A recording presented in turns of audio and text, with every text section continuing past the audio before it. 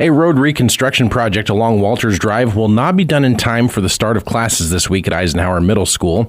Manhattan Public Works Director Brian Johnson says crews still have at least 3 to 4 more weeks before that project is completed.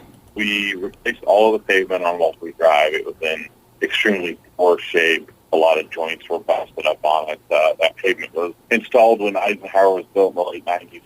Crews also have made sidewalk improvements on the south side of Walters Drive, as well as improvements to crosswalks. Johnson says the goal on projects is to have them done before school starts, but admits that's not always a possibility. It's very, very intense as far as trying to get things done in that, it's literally a 90-day window from May to the middle of August. And, heaven forbid you get a flood or you get some sort of natural disaster in there. And then we're pulling crews off for 2, 3, 4 weeks to clean up natural disasters. And so we have to be very careful with what we can try to accomplish over summer. Johnson says that project shouldn't impact student pickup or drop-offs.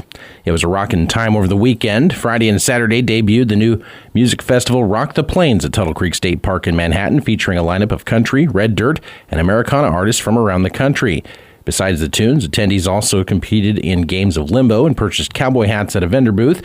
One of the performers, Logan Mize, is a Clearwater native and says the park is a nostalgic place for him. I love Tuttle Creek. I love Manhattan, Kansas. I love being in my home state. I've had so many memories that have gone down in this vicinity. So the fact that they're rebooting a festival, I hope that they'll continue to do it, and because it's such a sacred place.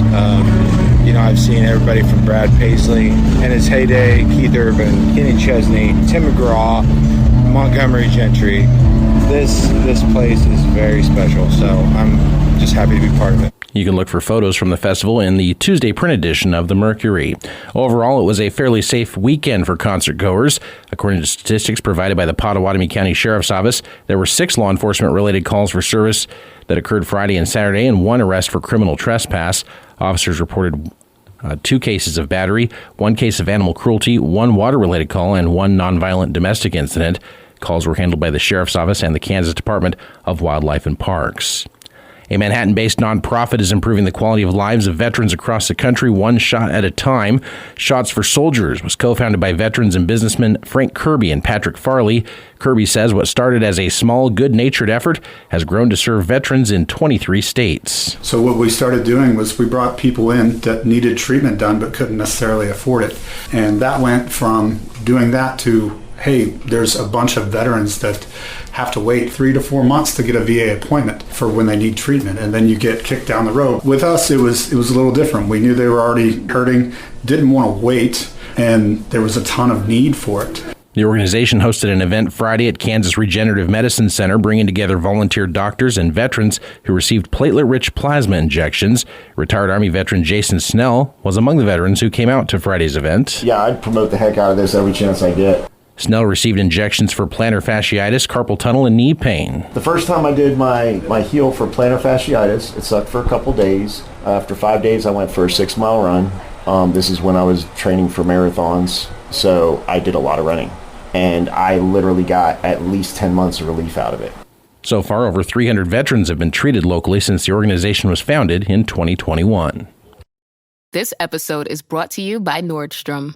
Summer's almost out and fall's calling. Luckily, Nordstrom has everything you need for the season ahead, all under $100. Discover new arrivals from your favorite brands like Mango, Princess Polly, Wave, Free People, BDG, and more. Whether you're planning a last-minute getaway, heading back to class, or refreshing your office looks, you'll find the latest trends and beauty must-haves without breaking your budget. It's easy, too, with free shipping, free returns, and in-store order pickup. Shop today, in stores, and at Nordstrom.com. This episode is brought to you by Espolón Tequila. Slow, sticky, snoozy. They call these the dog days of summer. But Espolón? They don't do boring. Welcome to the Marg Days. Espolón Tequila. 100% blue Weber agave, born to shake up your summer. Just add lime, agave, and a little attitude. Visit EspolónTequila.com. Espolón Tequila, 40% alcohol, volume 80 proof. Copyright 2025 Campari America, New York, New York. Drink responsibly. Good morning, I'm Troy Coverdale with your sports headlines. 10 days until K-State leaves for its Farmageddon showdown with Iowa State in Ireland. 12 until game day. And one area where the Cats are feeling good as they continue workouts, their offensive line. John Pastore, getting him back. John was going to probably play 50 snaps a game last year until he got injured in fall camp. And so he's playing left tackle right now. Terrence Enos is playing right tackle. Liney's playing right and left tackle. Gus Hawkins is playing some right tackle. Drake Beckwith's playing left tackle. So we have some guys there that are providing some depth. J.B. Nelson playing guard helps Liney be able to be pushed out to some different spots. Coach Chris Kleiman, whose team will be part of the first top 25 game played outside of the United States when it kicks off against Iowa State on the 23rd at 11. Our coverage will begin that morning at 7 with PowerCat Game Day on News Radio KMAN and 101.5 K-Rock. Quarterback Patrick Mahomes spent some time before Saturday's preseason game running up and down the Chiefs sideline, yelling, jumping, psyching himself up for his first game action since last season's Super Bowl. He saw action for just 48 seconds. The three-time Super Bowl champ took advantage of a short field after the Cardinals fumbled away the opening kickoff, hitting Jason Brownlee for a 1-yard touchdown and an early 7-0 lead less to a minute into the game. Arizona did rally, though, to take a 2017 win over KC in the preseason opener for both. The Chiefs will visit Seattle this coming Friday night at 9. Luke Keeschel hit a 2-run homer in the 11th. Ryan Fitzgerald homered for his first career hit, and the Twins dropped the Royals 5-3 on Sunday. Kansas City is back home now for a 10-game homestand that starts tonight with the first of 3 against the Nationals. Coverage at 6 o'clock on News Radio KMAN. Have a great day. I'm Troy Coverdale.